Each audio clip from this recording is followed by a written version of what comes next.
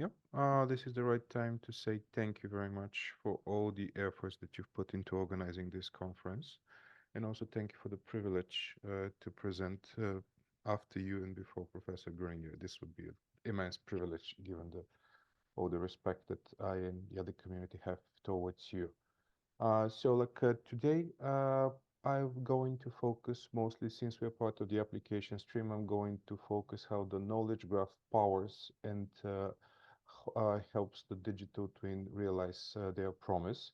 And would like to start with first with some credentials, who we are. I'm with Ontotext for quite a while already.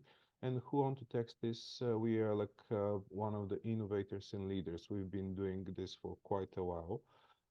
And we are the developer of, I can safely say, most popular RDF engine, which is building on several open source products. And we also contribute, of course, to the open source products. We are an enabler and a center of ecosystem of many application solution partners. We're a member of, basically every organization which needs to be uh, setting the standards, and we are doing quite well commercially, which is very important because this is a very interesting technology which we would like to ensure that it's also commercially sustainable. However, given the short credibility slide, I would like to focus on the agenda. Today, I would like to tell you three basic things. First, I would like to start with the actual promise of the knowledge graph, basically to answer the question why the knowledge graph would be central to realizing the vision and the purpose of the digital twins. Secondly, I would like to illustrate the fulfillment of this promise by actually breaking down two of your competency questions that you posed into more information architecture approaches, so we can basically satisfy the purpose of the application stream to show the technology and the mechanics behind the realization of this promise. And I would like to conclude with a couple of examples from our practice, how this promise of the digital twin is materialized in other financial institutions in particular. I can contribute to the safe of certainty of the mission of the digital twin, that it's doable. But let's start with the actual promise, the value proposition of the knowledge graph. And here, I liked your definition so much that I also copied it in my the top right corner of my screen. But the basic value proposition of the knowledge graph, it's able to hold a knowledge representation. This means that it's able to express both to human and machine a specific domain knowledge, the entities and the relationships between them in a rather complex domain, or as you put it, in a really unbounded domain, as it would be like a whole organization. And here I very much like how you pose the problems with that RBC and any financial institution actually is experiencing regarding the siloed data, that you have many systems which they have their own data, and they have specific type of analytics which is also very much constrained to their domain, and they don't talk to each other. And part of the mission and part of the purpose of the digital twin is to be able not only to express the knowledge about this domain, to represent the human knowledge that we possess, but also to unify the meaning that each in these every of these systems put into their the data that they're working with. So this, if you will, this is like a Tower of Babel problem, to make it a common language. And in addition to the common language, there is also the third very practical point, which is heterogeneous data integration. Here I would speak to the your competency questions and how they are broken down into data elements, which are, as you rightly say, orthogonal together. And this is all made for a purpose, in order usually to do a scenario type of simulation. This is like a what if type scenarios, which might be driven by risk, they might be driven by opportunity type of events, and the ability to see all the possible futures given the state of the system is something which is quite compelling as a general promise. Of course, it also serves as an analytical foundation and insights generation tool. And we would not be living in the year that we are living if it's not serving as a basis for the older type of more probabilistically based analytics, which are like under the umbrella of the AI or machine learning. So the good data, which is unified and integrated and presented in a common way, it is like this is the gold input into any AI or machine model. And I'm just going to touch on how the more traditional symbolic logic driven approaches like the knowledge graph and the probabilistic models of what today is mostly recognized as machine learning would work together. So this is the foundational promise of the knowledge graph, to be able to do all these things. So what are the actual mechanics that it accomplishes this promise? These are like the building blocks and the super capabilities, which are like this is the value chain of the knowledge graph. And it's a quite extensive slide, and this is why I would rather focus only on the foundational building blocks on my left. And in the presentation notes, you find links to the complete publications that would detail this. But to build on the key things, here is the identity, which is the one of the um, foundation on which each descriptive system is based. That everything should have a unique ID. And this is like a think of it as a Rosetta Stone identifier for identity resolution in order to be able to link the data to the master record. And the second building block is the ontologies. We will have like a dedicated lectures on the meaning and the contribution of the ontologies, but I would stop to say that they are being able to combine both precision, precise meaning, and expressivity. You are able to be precise and expressive in your knowledge representation, in the capturing the expertise of all the experts that you're working. And you're able to express it in a machine readable, precise form, which is mathematically valid given all the logical machinery, which is the foundations of the mathematics, which is based on it. And this is also with the expressivity and the underlying web standards, which are underneath. I would not talk in details about SCOS O, but all these, let's say, the ontologies that we will discuss there. One of the most common format is the O. And of course, you would like, since this is going to be put in practice, and there would be a lot of decisions here, which would be based on it, you would like to have a sound business rules, which are conditional expressions based on some kind of SMEs criteria. And they would have to be linked to ontologies to ensure that the meaning is shared and simply not obscured by vague terms. And the logic captured in this expression is consistently enforced via all these processes. And these foundational capabilities, they are enabling all the things which are in the green. Like here you have the quality. Here we have the concept reuse, which is the shared meaning, which should be reused to all the organization. Then you're able to operate in a context which is by combining identity, meaning, time, source. And I would say to put a lot of accent on locations.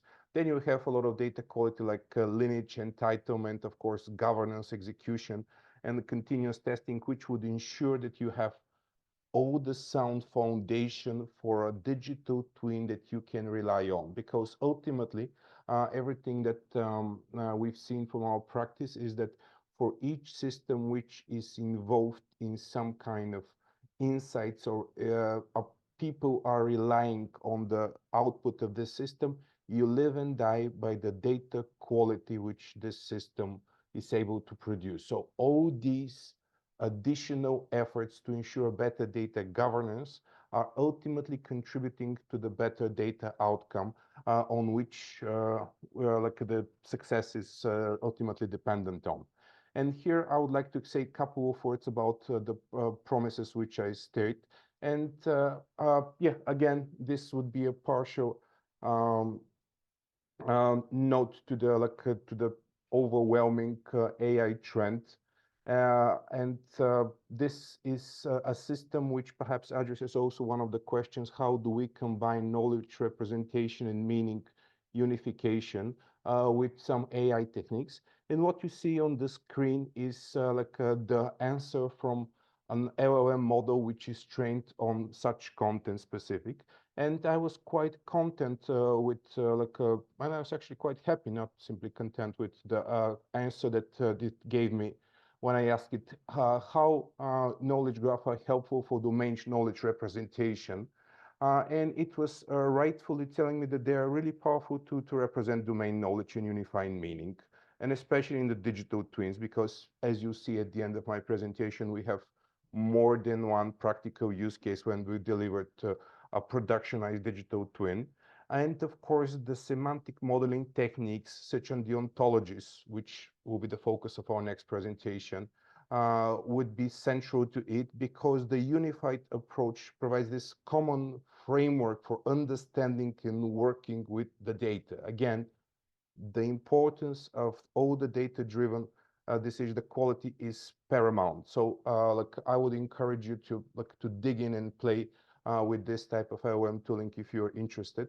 But this is also a nod to the being able to integrate the knowledge graph with all the modern AI paradigms. But let's get to the actual substance.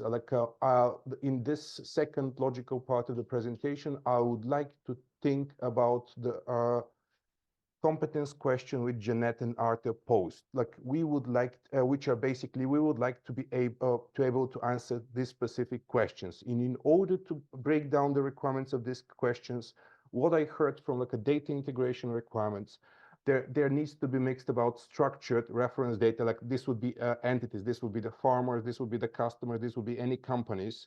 There will be a farm and field information, property boundaries, land ownership, all the geographics and geospatial data, all the legal information about mortgages, ownership and stuff.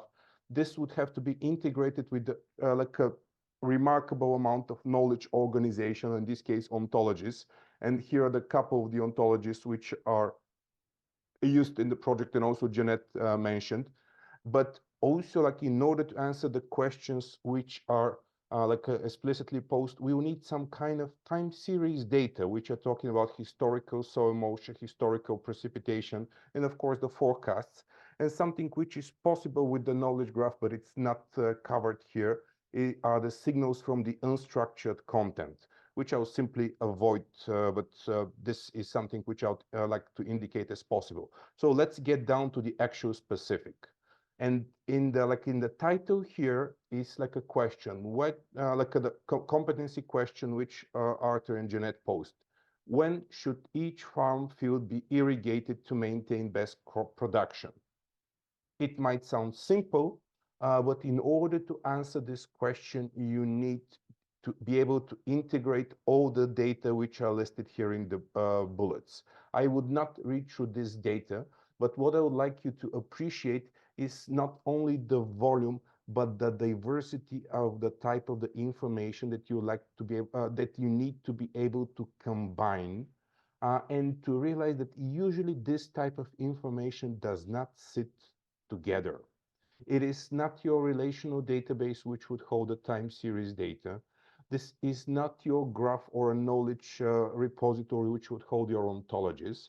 And it's not your, let's say, cadastral data which would hold all these sophisticated polygons. These are totally diverse type of data. And in order to be able to answer this, you need to be able to integrate both from a meaningful and actual physical data perspective.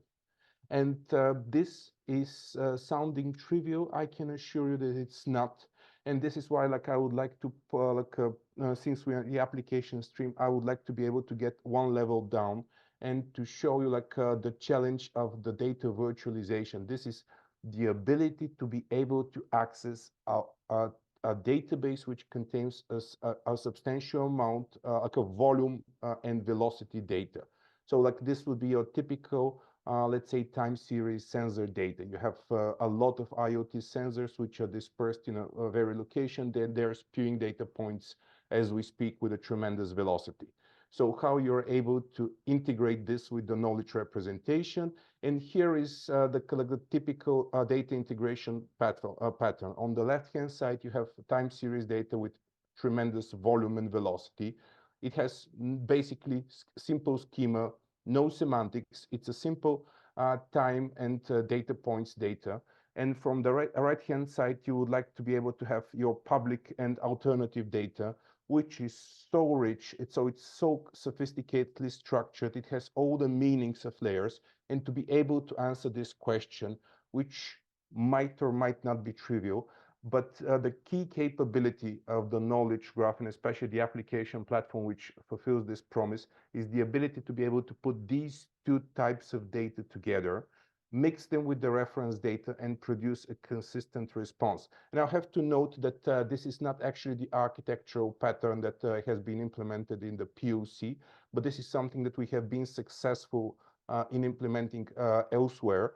And yeah, in our discussions, like usually, like I would propose this as something which is a viable and production-tested approach. But this type of capability to integrate diverse heterogeneous data is usually a killer application of the knowledge graph. So, and then like I would like to switch to the other type of competency question, which Arthur rightfully marked as clearly orthogonal question.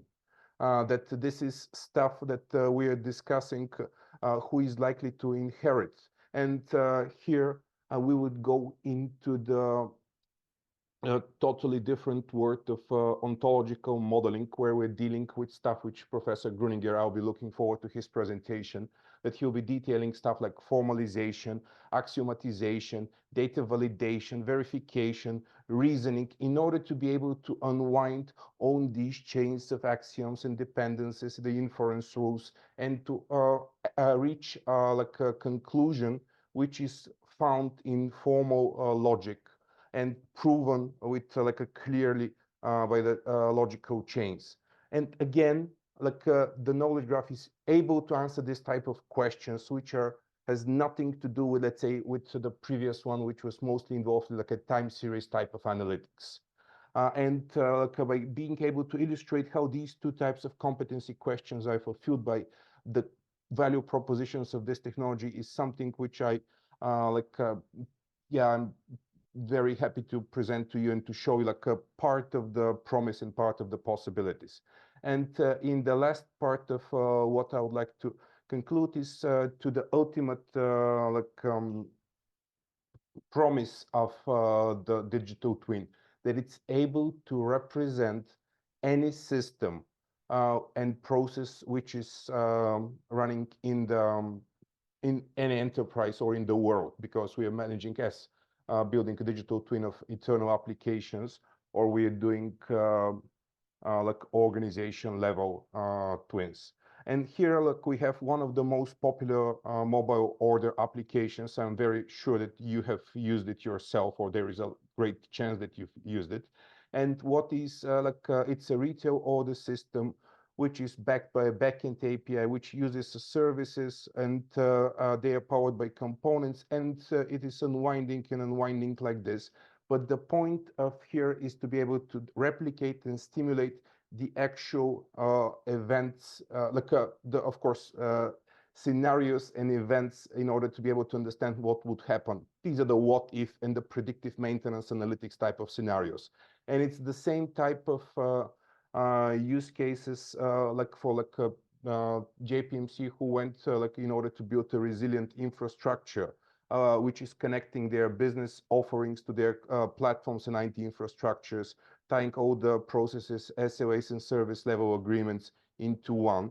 Or it is also the same case with UBS, who are doing their IT asset management, being able exactly to use more of a federated approach, where they're distributing the responsibility of the data products to where the data belongs. And they are, by using the federation properties of the knowledge graph, are able to to get insights from all these data sets.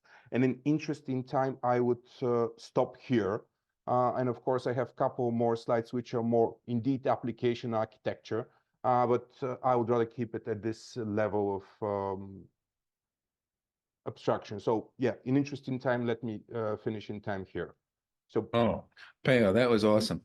Awesome. Well done. Well done on the timing. You actually did better than I did on the timing. So that's a great presentation.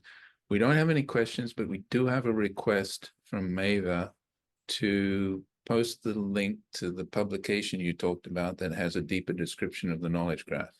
Can you post that in the chat someplace? I would definitely would love to, yeah.